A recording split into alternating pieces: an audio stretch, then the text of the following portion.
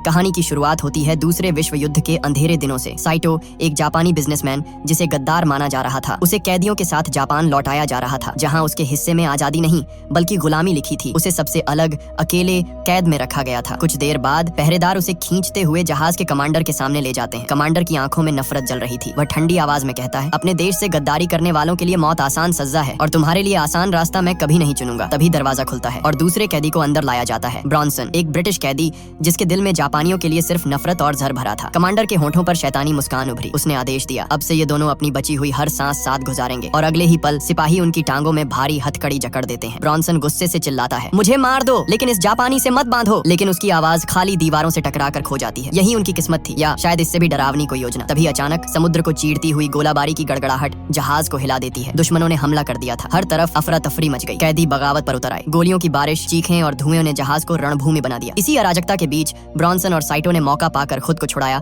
और बाकी कैदियों के साथ लड़ने लगे। लेकिन एक सबमरीन ने नजदीक आकर जहाज पर मिसाइल दाग दी। धमाका होते ही सब कुछ कांप उठा। अब सिर्फ कुछ ऑफिसर और ये दो हथकड़ी बंद कैदी ही बचे थे। कमांडिंग ऑफिसर ने बंदूक निकाली। उसकी आंखें साफ कह रही थीं, अब कोई नहीं बचेगा। लेकिन उसी पल ब्रॉन्सन ने झटके से साइटो को पकड़कर समुद्र में छलांग लगा दी। बिल्कुल उसी वक्त जब पूरा जहाज आग के गोले में बदल गया। घंटों तक वे लहरों से जूझते रहे और आखिरकार ब्रॉन्सन आधी जान बची होने के बावजूद साइटो को खींचते हुए एक सुनसान द्वीप पर पहुंचा देता है। थकान से चूर होकर वह वहीं रेत पर गिर पड़ा। और अगले ही दिन जब साइटो ने आंखें खोली तो उसने खुद से एक ही सवाल किया, क्या ये सब कोई बुरा सपना था या असली डरावनी हकीकत अब शुरू होने वाली है। लेकिन जैसे ही साइटो की नजर अपने पैरों पर गई, उसका खून जम गया। वह जंजीर अब भी वहीं थी। ये कोई सपना नहीं था, यह हकीकत थी। उसने झटके से पास पड़े ब्रॉन्सन को हिलाने की कोशिश की, उठो उठो, लेकिन ब्रॉन्सन बेहोश पड़ा रहा। इसी बीच उसकी नजर किनारे पर पड़ी, जहां लहरों ने एक सिपाही की लाश बहाकर फेंक दी थी। साइटो कांपते हाथों से उसके पास पहुंचा और बंदूक निकाल ली। उसके मन में एक खतरनाक ख्याल कौंधा, अगर वह अभी ब्रॉन्सन को मार दे तो शायद आजाद हो सकता है। वह बंदूक तानने ही वाला था कि अचानक ब्रॉन्सन ने बिजली सी फुर्ती से आंखें खोली और उस पर हमला कर दिया। दोनों एक दूसरे पर टूट पड़े। रेत और पानी के छींटों के बीच उनकी जबरदस्त लड़ाई छिड़ गई। तभी समुद्र की गहराइयों से एक भयानक चीख गूंज उठी। चीख इतनी डरावनी थी कि दोनों एक पल को ठिठक गए। ब्रॉन्सन ने मौके का फायदा उठाकर साइटो को पानी में धकेलने की कोशिश की। साइटो का घायल पैर जोर से टकराया और उसमें से खून बहने लगा। और तभी उस खून की गंध ने किसी अनजान शिकारी को जगा दिया। पानी का सतह कांपा और लहरों के बीच से एक साया तेजी से उनकी तरफ बढ़ा। अचानक वह जीव पलक झपकते ही बाहर निकला और ब्रॉन्सन को झटके से खींच लिया। तेज पंजे, बिजली जैसी रफ्तार और आंखों में भूख। साइटो ने घबराकर तुरंत बंदूक उठाई। उसने पहले ब्रॉन्सन पर निशाना साधा, शायद यही मौका था आजाद होने का। लेकिन अगले ही पल उसकी उंगली कांप गई और ट्रिगर उस जीव की ओर दब गया। धड़ाम, गोली सीने पर लगी और वो खौफनाक जीव दर्द से तड़प कर पानी में गायब हो गया। किनारे पर अब सिर्फ खून से लथपथ घायल ब्रॉन्सन पड़ा था और साइटो की आंखों में सवाल, मैंने उसे बचाकर सही किया या अपनी बर्बादी को और करीब बुला लिया। दोनों अब समझ चुके थे कि इस सुनसान आइलैंड पर उनकी आपसी नफरत से कहीं ज्यादा खतरनाक कुछ और मौजूद है। मजबूरी में उन्होंने एक दूसरे से समझौता किया ताकि जिंदा रह सकें। थोड़ी दूर जाते ही ब्रॉन्सन ने बेचैनी से पूछा कि वो जीव आखिर क्या था, लेकिन भाषा की दीवार उनके बीच खड़ी थी। साइटो ने सिर्फ समझने का नाटक किया, पर उसके चेहरे पर साफ लिखा था कि वह उस रहस्यमयी जीव को पहचानता है। कुछ देर तक वह खामोश रहा, सोचता रहा कि आखिर कैसे बचा जाए। लेकिन धीरे धीरे उसके हौसले टूटने लगे और उसने मन ही मन मान लिया कि इस टापू पर उनका अंत तय है। तभी ब्रॉन्सन ने उसकी तरफ गुस्से से देखा और बोला, क्या तुम पागल हो गए हो? हार मानने का वक्त नहीं है। उसने बंदूक की आखिरी गोली निकाली और साइटो के हाथ में पकड़ा दी। हमें मिलकर उस दानव से लड़ना होगा, वरना वो हमें कभी चैन से नहीं छोड़ेगा। इसी बीच समुद्र की लहरें कुछ सामान किनारे पर फेंक गईं। दोनों ने मिलकर उन्हें इकट्ठा किया। ब्रॉन्सन को एक सिगरेट का पैकेट मिला। उसने मजाकिया अंदाज में साइटो को ऑफर किया, लेकिन साइटो ने मना कर दिया। उसकी आंखों में थकान और उदासी साफ झलक रही थी। सामान ढूंढते ढूंढते ब्रॉन्सन की नजर एक नौजवान सिपाही की लाश पर पड़ी। वह ठिठक गया, चेहरा जैसे पत्थर हो गया। धीरे धीरे उसकी आंखों से आंसू बह निकले। कांपती आवाज में बोला, ये तो बस एक बच्चा था, इसकी पूरी जिंदगी बाकी थी। अगर तुम्हारे जापानियों ने ये जंग शुरू ना की होती तो आज ये जिंदा होता। साइटो उसकी भाषा नहीं समझ पा रहा था, लेकिन उसकी आंखों और टूटे हुए दिल की चीख को महसूस कर रहा था। उसने चुपचाप उसे पानी दिया। ब्रॉन्सन ने एक घूंट में पानी पी लिया और दोनों फिर रात गुजारने की तैयारी करने लगे। अंधेरा घिरते ही उन्होंने मिलकर एक छोटा सा कैंप तैयार किया। लेकिन जब ब्रॉन्सन ने अपना जूता पहनने की कोशिश की तो जंजीरों के दबाव से उसके पैर में दर्द बढ़ गया और जूता नहीं पहना गया। तभी साइटो ने धीरे से अपने पैरों को देखा। उसने एक मरे हुए सिपाही के बड़े जूते उतार लिए थे। बिना कुछ कहे उसने एक जूता ब्रॉन्सन की ओर बढ़ा दिया। उस पल उनकी आंखों में दुश्मनी नहीं थी, बस जिंदा रहने की एक उम्मीद थी। लेकिन ब्रॉन्सन ने जूते पहनने से साफ इनकार कर दिया, क्योंकि वह किसी भी जापानी चीज को हाथ तक नहीं लगाना चाहता था। साइटो ने चुपचाप कुछ क्रैब्स पकड़े और अपने नए साथी के सामने रख दिए। ब्रॉन्सन, जो कई दिनों से भूखा था, पहले तो हिचकिचाया, लेकिन भूख ने उसे मजबूर कर दिया। उसने हाथ बढ़ाया, मगर जैसे ही क्रैब उठाया वह मिट्टी में गिर पड़ा। साइटो ने बिना सोचे समझे अपना क्रैब उसके हाथ में रख दिया। ब्रॉन्सन ने पहले मना किया, लेकिन साइटो की जिद के आगे झुक गया। एक बाइट लेते ही उसके चेहरे पर हैरानी और सुकून दोनों झलक गए। धीरे धीरे दोनों का रिश्ता नरमी की ओर बढ़ने लगा। ब्रॉन्सन ने अपने बारे में बताना शुरू किया और साइटो भले ही सब कुछ न समझ पाया हो, पर इतना जरूर समझ रहा था कि यह दूरी अब धीरे धीरे कम हो रही है। उसने उसका नाम लेना भी सीख लिया। फिर साइटो ने पहली बार अपना नाम बताया, साइटो। कुछ देर बाद ब्रॉन्सन ने पूछा, हम इन जंजीरों का क्या करें? साइटो खामोश रहा, लेकिन ब्रॉन्सन ने हार नहीं मानी। उसने एक हथियार बनाया और चैन काटने की कोशिश की, मगर नाकाम रहा। तभी साइटो ने पैर से चैन के एक कमजोर हिस्से की ओर इशारा किया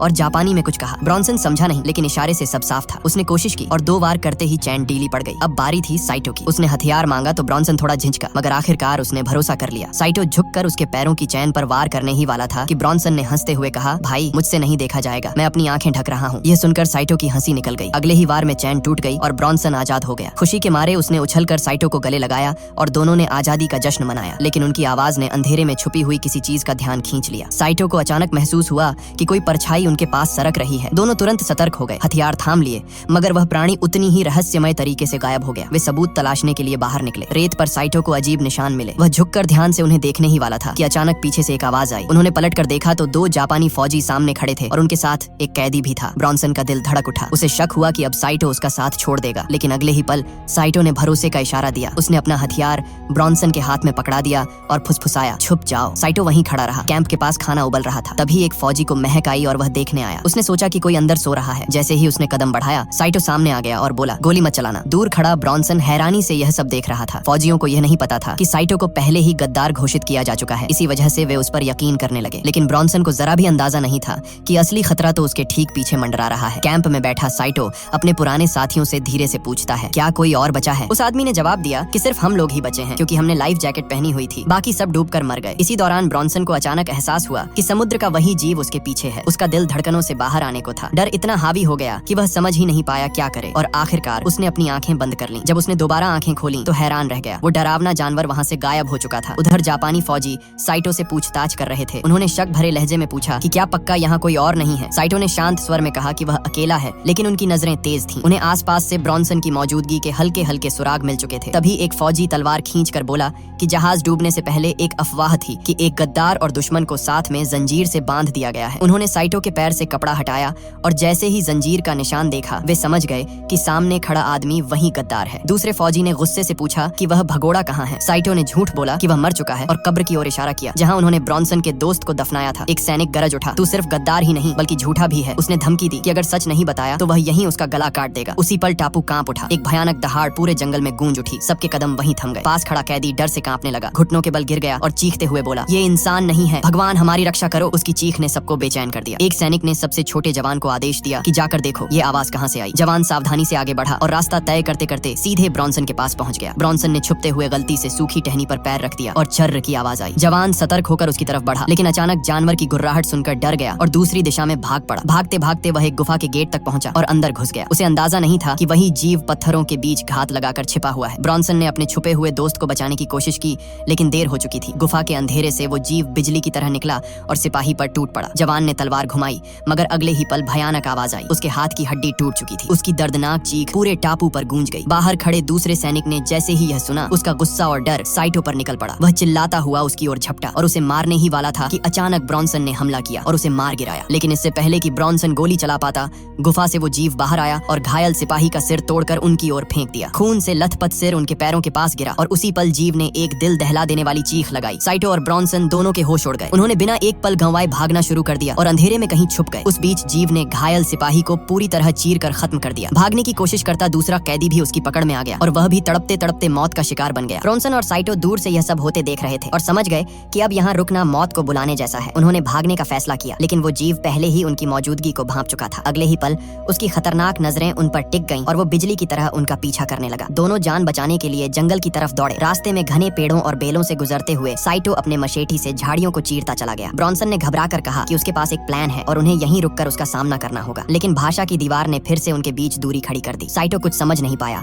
और दौड़ता रहा। पीछे रह गए ब्रॉन्सन पर वह जीव झपट पड़ा। घबराहट में उसने बंदूक तानी और फायर कर दिया, लेकिन गोली हवा में जाकर गुम हो गई। उसकी आखिरी उम्मीद, उसकी आखिरी गोली बेकार चली गई थी। अगले ही पल वह जीव गरजता हुआ उस पर टूट पड़ा। उसके गले को अपनी नुकीली पंजों में जकड़ लिया और मौत देने ही वाला था कि अचानक साइटो लौट आया। उसने पूरी ताकत से उस पर हमला किया और ब्रॉन्सन को उसकी पकड़ से छुड़ा लिया। दोनों ने मौके का फायदा उठाकर वहां से भागने की कोशिश की, लेकिन किस्मत उन पर मेहरबान नहीं थी। भागते भागते वे एक खतरनाक ढलान पर फिसल गए और नीचे गिर पड़े। पत्थरों से टकराने की वजह से दोनों बुरी तरह घायल हो गए। अगली सुबह उनकी आंखें दर्द और खून से लथपथ हालत में खुली। साइटो के सीने में एक तीखा टुकड़ा धंसा हुआ था। दर्द से कराहते हुए उसने हिम्मत जुटाई और उसे खींचकर बाहर निकाला। दूसरी तरफ ब्रॉन्सन एक सड़े हुए लकड़ी के तने पर पड़ा था, जो झरने के किनारे खतरनाक तरीके से लटक रहा था। जैसे ही उसने हल्की सी हरकत की, लकड़ी हिलने लगी और उसका संतुलन बिगड़ गया। वह नीचे गिर पड़ा, एक पत्थर से जोर से टकराया और पानी में जा गिरा। पानी के नीचे डूबते हुए उसकी सांसें थमने लगी और आंखों के सामने उस पहले हमले की यादें तैरने लगी। लेकिन किसी तरह उसने अपनी आखिरी ताकत जुटाई और तैरकर किनारे तक पहुंच गया। दूसरी तरफ साइटो को एक मरे हुए सैनिक की लाश के पास पड़ी कटाना मिली। अब वे दोनों बिछड़ चुके थे, दोनों अलग अलग रास्तों पर, लेकिन दोनों का पीछा अभी भी वही दहशत कर रही थी। तभी झरने के ऊपर से उस जीव ने ऐसी दहाड़ मारी कि पूरा जंगल गूंज उठा। हवा ठंडी पड़ गई और पेड़ों की पत्तियां कांपने लगी, मानो खुद प्रकृति भी उसके क्रोध से सहम गई हो। दोनों ने एक साथ वो खौफनाक चीख सुनी और अचानक पूरी हवा सन्नाटे में डूब गई। साइटो, जो अभी अभी नदी का पानी पीने के लिए झुका था, ठिठक गया। उसकी सांसें रुक गईं और दिल तेजी से धड़कने लगा। उसने चारों तरफ नजरें दौड़ाईं और तुरंत ब्रॉन्सन को ढूंढने के लिए निकल पड़ा। दूसरी तरफ ब्रॉन्सन अकेले ही चढ़ाई करता रहा जब तक कि उसके सामने एक विशाल झरना नहीं आ गया जिसने उसका रास्ता रोक दिया। वह थका हुआ था लेकिन फिर भी हार मानने को तैयार नहीं था। उसने तय किया कि चाहे कुछ भी हो उसे आगे बढ़ना ही होगा। शाम ढल चुकी थी, आसमान धीरे धीरे काला होने लगा था और दोनों अब भी अलग अलग रास्तों पर भटक रहे थे। साइटो जंगल और नदी किनारे पर बेचैनी से इधर उधर घूम रहा था, पर ब्रॉन्सन का कोई सुराग नहीं मिला। वहीं दूसरी ओर ब्रॉन्सन झरने तक पहुंचकर थकान से चूर बैठ गया। लेकिन तभी पास ही से अजीब सी सरसराहट